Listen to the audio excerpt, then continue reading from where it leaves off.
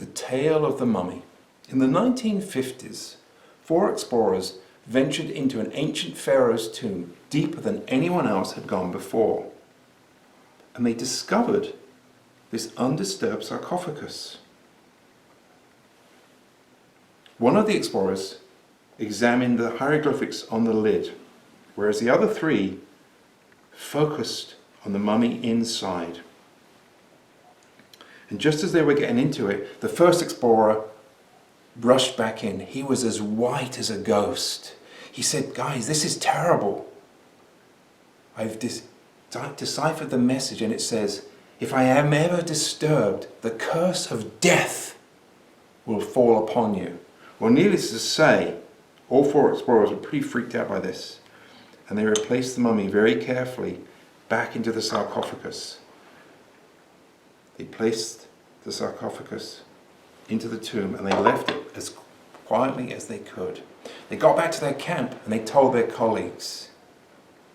Oh, needless to say, they were all a little skeptical, and the colleagues came back to see where this mummy was. And they lifted the tomb and they went into the sarcophagus, but there were no signs of the mummy. So needless to say, they didn't believe them. But over the next 12 months, 3 of the 4 explorers all had fatal accidents. And the explorer knew it was the curse coming true. So the last explorer made his way back to the tomb, and he was hoping the mummy had returned. But no, there were no signs of the mummy. And just as he was about to put everything back, he noticed there was a message on the lid of the tomb.